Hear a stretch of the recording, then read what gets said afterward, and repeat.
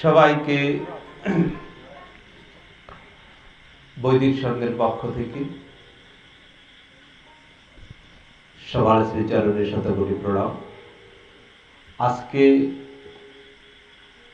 মের 30 তারিখ আমার শ্রদ্ধেয় কাকা বাবু স্বর্গীয় সুজন চন্দ্র মালের মৃত্যুবার্ষিকী। আজকের দিনে তিনি এই ধরাধাম থেকে তার কর্মফল অনুযায়ী যে লোক প্রাপ্তি হোক সেখানে গেছেন, কিংবা পুনর্জন্ম কিংবা মুক্তি যা হয়েছে সেটা তিনি বরণ করেছেন। কিন্তু যেহেতু তিনি আমাদের মাঝে ছিলেন, আজকে তিনি তা নাই, যারা আমরা তাকে দেখিনি তারা ভাবছি তিনি আবার কে। কিন্তু এক সময় তিনি সত্য ছিলেন, তিনি কর্ম করতেন, তিনি সংসার করেছেন, পুত্র কন্যার জন্মদান, তাদের মানুষ করা এবং সমাজের অনেক কাজ, ওই গ্রামের যত কিছু কাজ কাকাই করতেন। আমরা ছোটবেলা থেকে দেখেছি, পূজার বায়নাকে দিত ওই কাকা, আয়োজন কি করতো কাকা, আমাদের সেবা শান্তির ব্যবস্থা ওই কাকার বাড়ি, সব কিছু। তো ওনার বড় মেয়ে আজকে এখানে উপস্থিত আছে, কয়েক বছর ধরে করা হয়, দিদি আসতে পারেন না, মঞ্জুরি দি, বিধানের বড় দিদি, সবার বড় উনি। আমরা ছোটবেলা থেকে আমাদেরকে ছোট ভাই করে ডাকতো। দিদি খুব স্নেহশীল কাকার মতোই, শুধু আমাদেরকে না সবাইকে দিদি খুবই ভালোবাসেন। তো যাই হোক, সেই কাকার আজ মৃত্যু বার্ষিকীতে অবশ্যই শোকেরই কথা। মৃত্যু সত্য, এই সংসার ছেড়ে আমাদেরকে সবাইকে চলে যেতে হবে। কিন্তু তবুও যখন নিজের লোকের মৃত্যু হয়, আমাদের মাঝ থেকে তিনি হারিয়ে যান চিরতরের জন্য, যত জ্ঞানী থাক, যত বুদ্ধি থাক, তবুও তা যেন দুঃখদায়ক হয়ে ওঠে। তো শান্তি গীতাতে এই দুঃখ নিবারণের কথা বলছেন, কিভাবে আমরা এই দুঃখ থেকে নিবারণ করতে পারি, আর কেনই বা এই দুঃখ আমাদের হয়। সবারই একবার ভাবুন, যাদের পিতা মাতা, স্বামী বা স্ত্রী এরকম কেউ মারা গেছে, আজকে আমাদের মাঝে আর নেই, সত্যি সেটি কষ্টের। কিন্তু সেই কষ্ট আমাদের মাঝে হয় কিভাবে, আর সেই কষ্ট নিবারণ করবার উপায় বা কি, আমরা শান্তি গীতাতে সেটি শ্রবণ করব। এরকম পরিস্থিতি হয়েছিল অর্জুনের। কুরুক্ষেত্রের যুদ্ধে অর্জুনের পুত্র অভিমন্যুর যখন মৃত্যু হলো, অর্জুন এমনি দুঃখিত হয়ে গেল। অর্জুন ভেঙে পড়লেন, স্বাভাবিকভাবেই তার চোখে অশ্রু এসে গেল। ভগবান শ্রীকৃষ্ণ তাকে সান্ত্বনা দিতে লাগলেন, হে অর্জুন, তুমি শান্ত হও, এ মৃত্যু, এ দেহের ধর্ম, এ সত্য, এ সবাইকে বরণ করতে হবে। কিন্তু অর্জুন সেখানে কি বললেন, এবং ভগবান শ্রীকৃষ্ণ সেখানে কি উত্তর দিলেন, আমরা সেটি একটি শ্রবণের মাধ্যমে আজকের আলোচনা করতে চাই। অর্জুন বললেন, কিংকরমি জগন্নাথ সখনে দহজ্জাতে মনঃ পুত্রস্য গুণ কর্মাণি রূপঞ্চ স্মরত সব। অর্জুন বললেন, হে জগন্নাথ, হে ভগবান, হে শ্রীকৃষ্ণ,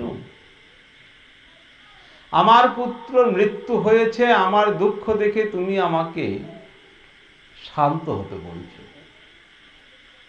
কিন্তু কি করব বলো, আমি বুঝতে পারছি আমারও শান্ত হওয়া উচিত, কিন্তু আমার পুত্রের রূপ, তার গুণ আর তার কর্ম যে বারবার চোখের সামনে ভেসে ওঠে।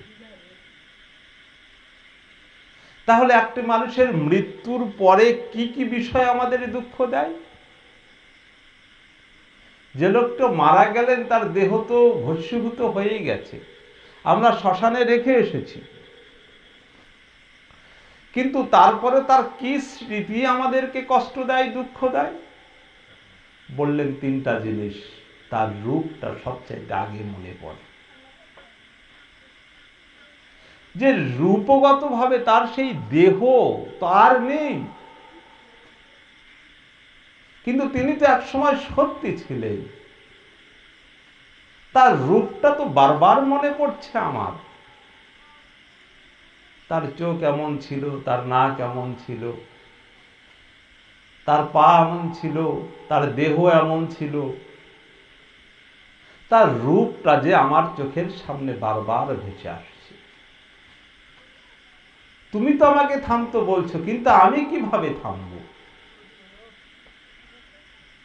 আমি ভুলতে চাইছি, কিন্তু তার রূপ বারবার ভেসে আসছে।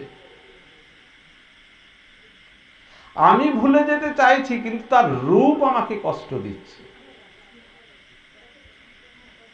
কি তাই হয় না? মৃত মানুষের কি মনে পড়ে? তার রূপটাই তো আগে মনে পড়ে, তাই না?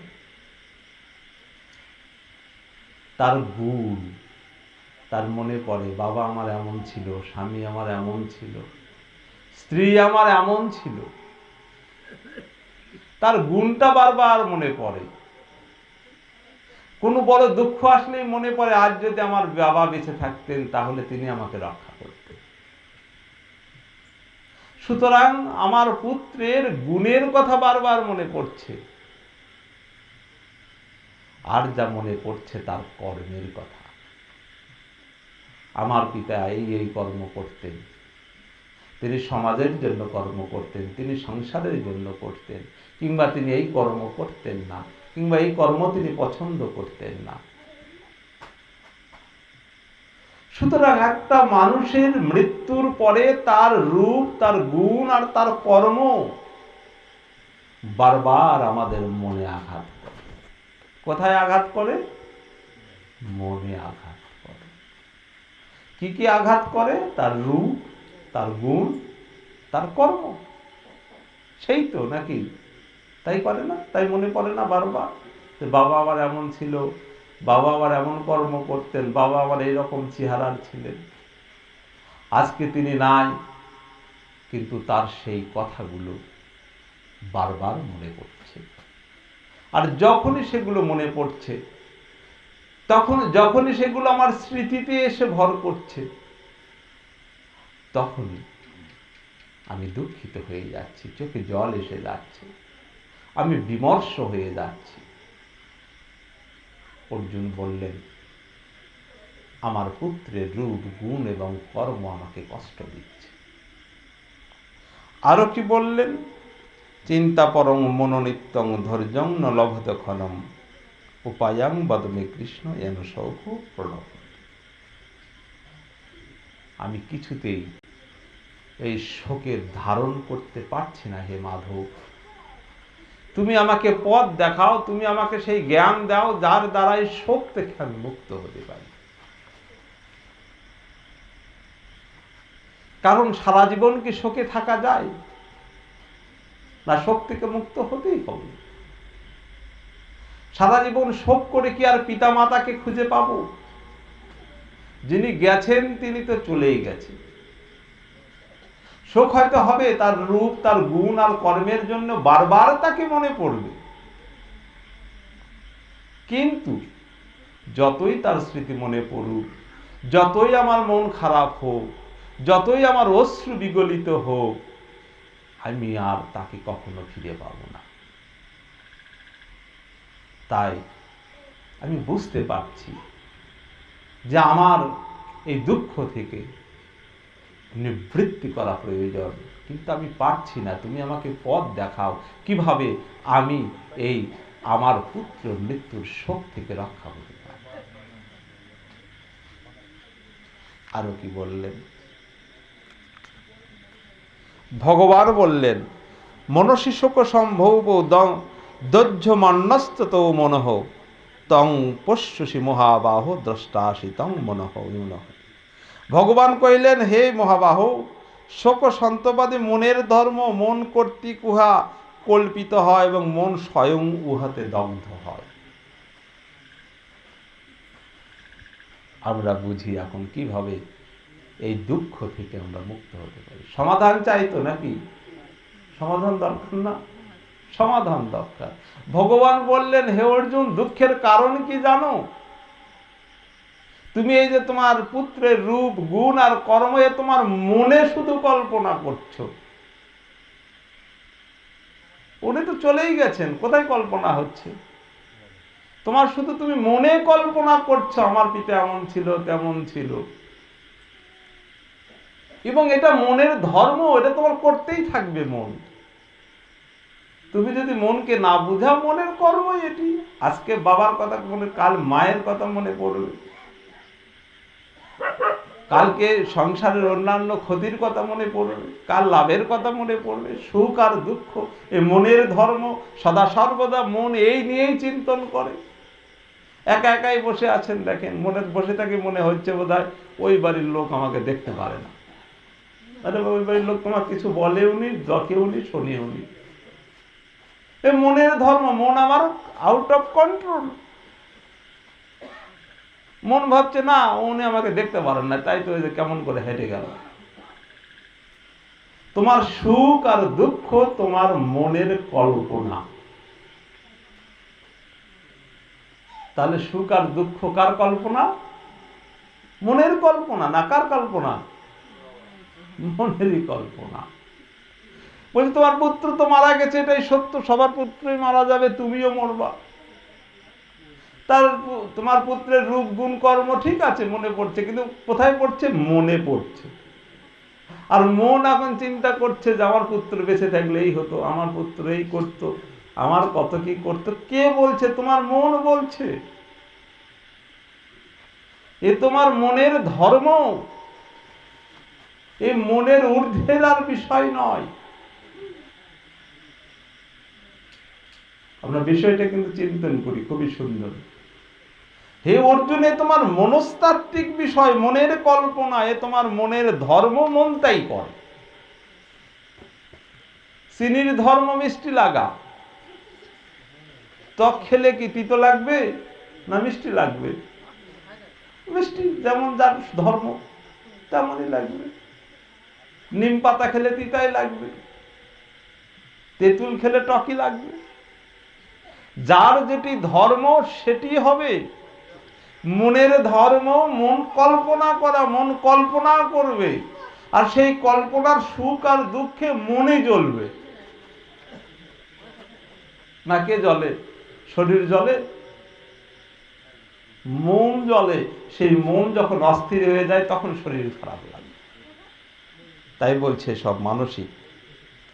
পঞ্চভূতাংশ থেকেই মন উৎপন্ন, ভৌতিক, বিকারী, চঞ্চল এবং দৃশ্য, যে মন তুমি নহ। এখন এই মনকে তুমি চেনো, আসলে মনের উৎপত্তি কোত্থেকে? এই মন পঞ্চমহাভূতের অংশ। এই দেহ ধারণের সাথে সাথে মনটা ধারণ হয়েছে। আর সেই মন বিকারী, বিকার, সদা সর্বদা সুখ আর দুঃখই চায়। তাই এটা বিকারী। সুখ দুঃখের মধ্যেই থাকে মন, নাকি অন্য কিছু থাকে? আর সুখ আর দুঃখ নিয়ে সদা সর্বদা মন থাকে। তাই বলছে মন বিকারী। ক্ষিতি অক্তেশ মরুদ্ভমে পঞ্চমহাভূতের অংশ থেকেই এটি তৈরি। তাহলে পঞ্চমহাভূতের শরীর ধ্বংস হয় না সারা জীবন টিকে থাকে অনন্তকাল ধরে? ধ্বংস হয় তো। তাহলে মন কি ধ্বংস হবে না মন অনন্তকাল ধরে টিকে থাকবে? মনও চলে যাবে। আমি শরীর না মন না আত্মা, আমি আত্মা স্বরূপ। আমি আত্মা স্বরূপ। হে অর্জুন, তাই তোমাকে বলছি, ওই মন তুমি নহ, যে মনের সুখ দুঃখে তুমি পতিত হচ্ছ। ওটা পঞ্চমহাভূতের গড়া, শরীরের সঙ্গে সৃষ্ট। তুমি শরীর নহ, তুমি শরীরই। তুমি দেহ নহ, তুমি দেহী। তুমি মন নহ, তুমি মনের ঊর্ধ্বে আত্মা স্বরূপ। ওটা মনের দুঃখ, ওটা তোমার দুঃখ নয়। তাই কি হয়, মনের দুঃখ আমার দুঃখ নয় এটা বললে হবে? অর্জুন কি বলতেছে শোনা যাক। তুমি অসঙ্গ, নিত্য, শুদ্ধ, নিত্য, মুক্ত, বিকারহীন, চিদানন্দ স্বরূপ, মনের গুণধর্ম ভাব অভাবের স্রষ্টা। তুমি অসঙ্গ। এই জগতে আমরা কি একসাথে কেউ আসছি, একসাথে যাব? এই জগতে আমরা অসঙ্গ সবাই। সংসারের কারণে এই জগতে আমরা সঙ্গ ধারণ করেছি। যার যখন সময় হবে সে তখন চলে যাবে। তাই বলছে তুমি অসঙ্গ, তুমি দেহি। তুমি ওই মনের যে সুখ আর দুঃখ তৈরি হয়, ওই তৈরি করতে মনের যে শক্তি দরকার, চেতনা দরকার, সেটা তুমি দাও। তুমি সুখ দুঃখের স্রষ্টা, দ্রষ্টা। তুমি সুখ দুঃখ ভোগ করো না, মন ভোগ করে। আর তুমি মন নহ। কি বোঝা যাচ্ছে? মন ভিন্ন, আত্মা ভিন্ন কি বোঝা যায় না? যায় না? যায়। দেহ ভিন্ন, আত্মা ভিন্ন বোঝা যায় না? যায় না? যাচ্ছে। মারা গেলে কি তখন তো আমরা বুঝতে পারি দেহ ভিন্ন, আত্মা ভিন্ন? তখন বোঝা যায় না। তাহলে বেঁচে থাকতে আমরা বুঝতে পারি না কেন যে আসলে আমি ভিন্ন আর আমার ভিন্ন? সেটাও এখানে আছে।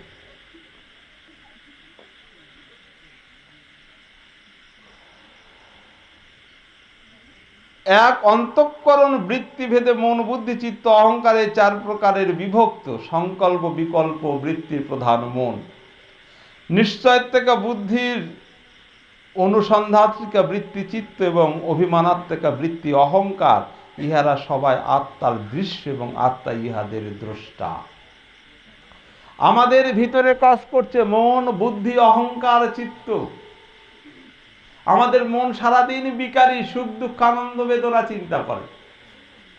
বুদ্ধি সেটা নির্ণয় করে, কিছুক্ষণ বুদ্ধি কয় ধর এগুলো থাকতো আর ভালো লাগে না, কিংবা বুদ্ধি তাকে সমর্থন করে। চিত্ত সেটা গভীরে নিয়ে যায়, বিশ্লেষণ করে। অহং, আমি খুব দুঃখিত, আমি খুব আনন্দিত, আমার সংসারের উন্নতি হয়েছে, আমার সংসারের অবনতি হয়েছে, আমি আর আমার। তাই বলছে হে অর্জুন, তোমার মনে অন্তঃকরণ 4টি ভাগে বিভক্ত, এগুলো সারাদিন তোমার মধ্যে কাজ করে। এগুলো না বুঝলে কখনো দুঃখ থেকে বিমুক্ত হওয়া যাবে না। মন সারাদিন সুখ আর দুঃখ চিন্তন করে। বুদ্ধি নির্ণয় করে কি করা উচিত, কি করা অনুচিত। চিত্ত সেটা গভীরে নিয়ে গিয়ে চিন্তন করে, বিশ্লেষণ করে। অহং, আমি আর আমার ভাব নির্ণয় করে। তাহলে অহং, আমি, মন সুখ দুঃখ কল্পনা করে বলতেছি আমার সুখ আমার দুঃখ, বা আমি সুখী আমি দুঃখী। কখন হচ্ছে বুদ্ধি নির্ণয় করতেছে, মনের বিষয়গুলো চিন্তন করে, তাই তো ওই লোকটা আমাকে দেখতে পারে না, তাই আমি দুঃখী। কেন দেখতে পারে না? চিত্ত বিশ্লেষণ করে, ও কেমন করে হাঁটে গেল, মানুষ তো এরকম করে হাঁটে না, আমার জন্য এমন করে হাঁটলো। চিত্ত সেটাকে বিশ্লেষণ করে বুদ্ধি নির্ণয় করলো যে না, এটা ঠিক নয়, সুতরাং আমি দুঃখী। হে অর্জুন, প্রত্যেকটা মানুষই যে চলছে, তাদের সবার ভিতরে এই যে মন, বুদ্ধি, অহংকার, চিত্ত 4টি অন্তঃকরণ কাজ করছে, এর দ্বারাই মানুষ চলে। এবং সেই জন্য এক একজন মানুষ এক এক রকম। যার যেমন চিন্তা, যার যেমন মনোকামনা, যার যেমন মনশ্চেতনা, তার ভাব তেমনই হয়। এই পৃথিবীতে আমরা সুখী হই আর দুঃখী হই, সবকিছু আমাদের অন্তঃকরণ, সবকিছু আমাদের মানসিকতা। তো আমরা যদি দুঃখের ঊর্ধ্বে উঠতে চাই, তাহলে মনের যে ধর্ম সেই মনের ধর্মকে উপলব্ধি করতে হবে, মনের ঊর্ধ্বে উঠতে হবে, মনটাকে নির্ণয় করতে হবে বুদ্ধির দ্বারা যে না, যা কিছু হয়েছে, যার কারণ মৃত্যুতে যদি আমি শোকাহত হই, উপলব্ধি করতে হবে মৃত্যু সত্য, এ তো হবে। তাই বললেন, হে অর্জুন, অন্তঃকরণের দ্বারা সবাই চলে, তাই তুমি এর অন্তঃকরণের অধীন নও, তুমি এর দ্রষ্টা, আত্মা স্বরূপ। হে ধনঞ্জয়, অঙ্গ দগ্ধ হলে অজ্ঞানবশত দেহ ও আত্মাকে অভিন্ন মনে করে পুরুষ বা আত্মা নিজেই দগ্ধ হচ্ছে জ্ঞান করে। সেই রূপ মনের সাথে আত্মার অভিন্ন ভাবার মনের শোক সন্তান নিজের মনে হয়। আমাদের যদি দুঃখ মনেরই হয়, আত্মার না হয়, তাহলে আমরা মনে করি কেন আমার?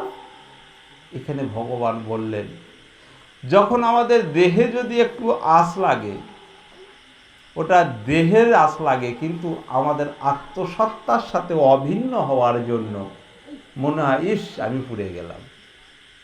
আমি পুড়লাম না, আমার দেহ পুড়ল, দেহ পুড়ল। কিন্তু কখন আমি বলছি?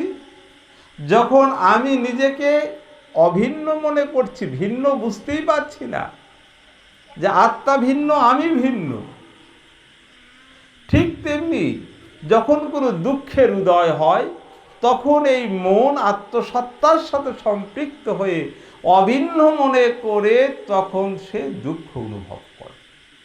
অর্থাৎ আত্মসত্তার মনের অভিন্নতার কারণে নিজের দুঃখ মনে হয়। কি কিছু বোঝা যাচ্ছে না? কিছুই বোঝা যাচ্ছে না। কীর্তন হলে হো শুনতে ভালো লাগে না। বোঝা যাক আর না যাক, বোঝা লাইন ধরে যায় আর আসি। হিন্দু ধর্মের উন্নতি হয় এই জন্যই কঠিন। এই জ্ঞানগুলা হলে যে নিজের উন্নতি হবে, এই চিন্তা হিন্দুদের কখনো নাই। হিন্দুদের কীর্তন হলো, যায় না, হো হো করলাম, আসার সময় লম্বা লম্বা বড় বড় কি পাওয়া যায়, ওগুলো কিনে নিয়ে চলে আসলাম, হয়ে গেল। হিন্দু ধর্ম করা শেষ। এর মতো অবোধ জাত পৃথিবীতে দুটো নাই। এই জাতে কোলেও শোনে না ধর্মের কথা, এই জাত যায় ওটাই শুনবে। যেখানে কিছু নাই, যেখানে কীর্তনে যায় কিছু নাই, হো হো রো রো, কীর্তনেও কিছু জানে না, আমরা যারা শুনতেছি আমরাও কিছু জানি না। ও রই রই করা হলে, একে অপরের সাথে দেখা হলো, চায়ের স্টলে আড্ডা হলো, তারপরে একটু পাঁপড় খাওয়া হলো, আইসক্রিম খাওয়া হলো, চলো বাবা বাড়ি যাই। পৃথিবীতে কোনো ধর্মের লোক এভাবে ধর্ম পালন করে না, উদাসীন নয় ধর্মের প্রতি, ধর্মটাকে উপলব্ধি করেন। মানুষের মনোজগতের পরিবর্তন না হওয়া পর্যন্ত কোনো মানুষের পরিবর্তন আসবে না। আর পরিবর্তন না আসলে স্বভাব অনুযায়ী মানুষ যা করে যাচ্ছে সেটাই করে যাবে। বুড়ে হয়ে যাবেন, চুল পাকে যাবে, স্বভাব ওই রকমই থাকবে। কারণ স্বভাব কিভাবে বদলানো হয় সেটা তো জানেন না, তাই না? স্বভাব কিভাবে বদলাতে হয়? বুড়ো হয়ে যাবেন, চুল পেকে যাবে, মরে যাবেন, তার স্বভাব ওই রকমই থেকে যাবে। শুধু এই জন্মে নয়, ভগবান গীতায় বলেছেন, এই স্বভাব নিয়েই তুমি জন্ম নিবা, পরের জন্মে এই স্বভাবেই তুমি কর্ম করবে। সুতরাং প্রত্যেকটা মানুষকে তাত্ত্বিক অনুভূতির দরকার, যে আমার ভিতরে দুঃখ আসে কোত্থেকে, এই দুঃখের বিদায় হবে কিভাবে? দুঃখ তো চলেও যায়, যাই বা কিভাবে?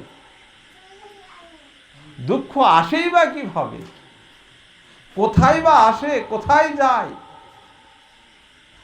কেনই বা আসে, কেনই বা যায়? তো বলছে তোমার অন্তঃকরণ, এ তোমার মানসিক অবস্থা মাত্র, অর্জুনের ঊর্ধ্বে আর কিছু নয়। তুমি মন নও, তুমি আত্মা স্বরূপ। এই আত্মা যখন মনের সাথে অভেদ হয়ে যায়, যেমন আমরা এখন সবাই অভেদ, কারুরই বদি নাই যে আত্মা ভিন্ন আর দেহ ভিন্ন। আর যতদিন এই আত্মচেতনা না আসবে, ততদিন এই জন্ম মৃত্যুর চক্রেই থাকতে হবে। কারণ আমি তো ভিন্ন নই, বুঝি না।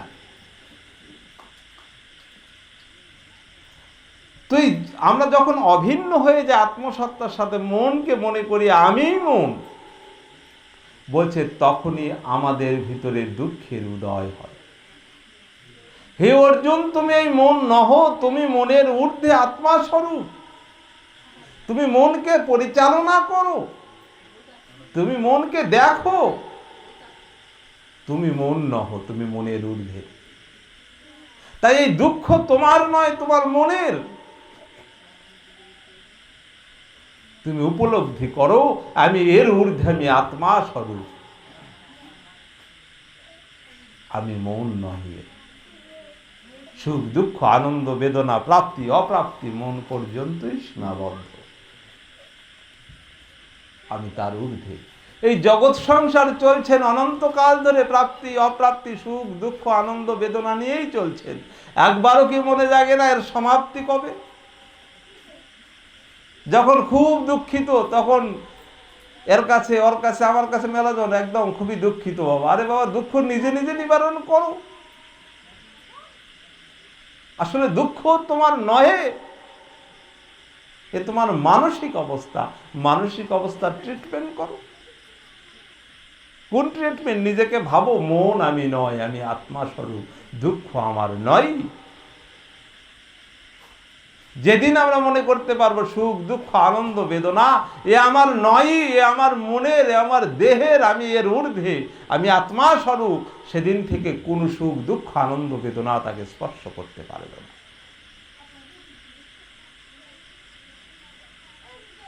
হ্যাঁ, আমার কেন মারা গেছেন তার জন্য দুঃখিত, কিন্তু ততটুকু বুদ্ধি জ্ঞান এটাও থাকতে হবে, মৃত্যু তো সত্য, তিনি তো চলে যাবেন। হ্যাঁ, হয়তো বা তাকে আর সশরীরে দেখতে পাবো না, তাই দুঃখ হচ্ছে, কিন্তু এই দুঃখ আমার মন পর্যন্ত সীমাবদ্ধ। আমি এর ঊর্ধ্বে, আমি আত্মা স্বরূপ, আমি অসঙ্গ। পিতার সাথে আমার সাথে আত্মার সম্পর্ক এরকম পুত্র কন্যা বা পিতা এইরকম নহে, অনাসক্ত সম্পর্ক। কারুর সাথে আমরা কারুর আসক্তি নেই, এ সব দৈহিক, সব দেহাভিমান বশত হয়ে থাকে।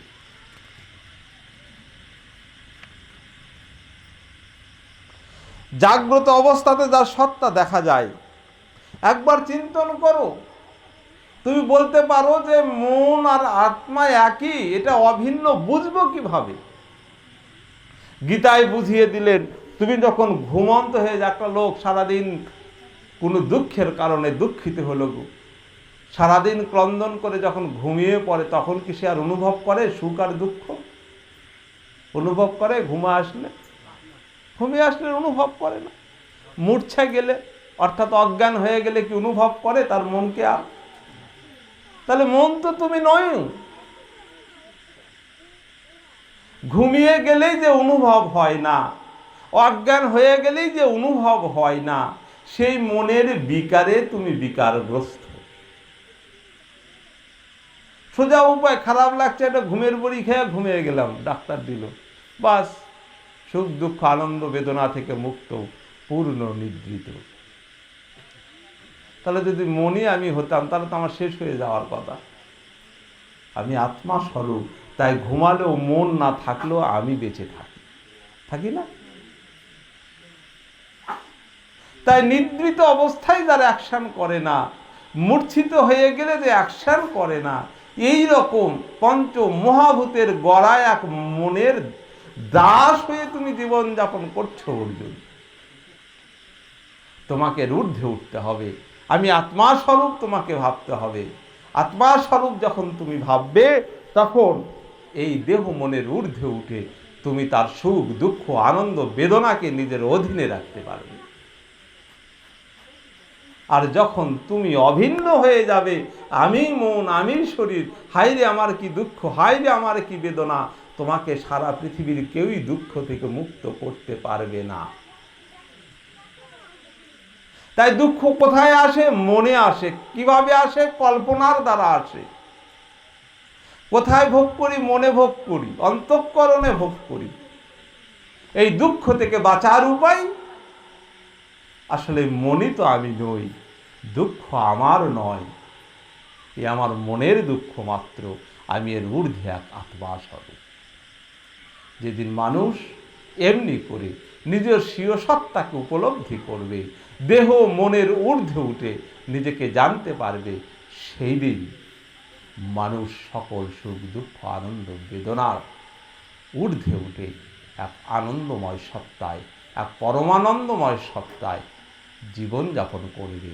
জীবন সুন্দর হবে, জীবন মধুর হবে, পৃথিবীর কোনো প্রত্যেক দৈনন্দিন জীবনের সুখ দুঃখের ঊর্ধ্বে উঠে এক আনন্দময় জীবনযাপন লাভ করতে পারে। এ তো সংসারের নিয়ম, প্রাত্যহিক সুখ দুঃখ। আজ আমার সুখ, কাল আমার পুত্র, কাল আমার কন্যার, কাল আমার আত্মীয়র, লেগেই আছে। এখান থেকে বাঁচার উপায় কি? সবাই দুঃখ নিয়েই থাকে, রাস্তায় হাঁটতে বেড়ালে নাহলে 10 জনের কাছে শুনি দুঃখের কথা। যখন আলোচনা করা হয় তখন সেটাকে বোঝারই চেষ্টা করে না, থাকবে না। সেটাই তো এখানে বলছে, দুঃখ থাকবে না। দুঃখ আমার নয়, ওটা আমার মনের। মনের দাসত্ব যতদিন ততদিনই দুঃখ। আমি মন নহে, আমি আত্মা স্বরূপ।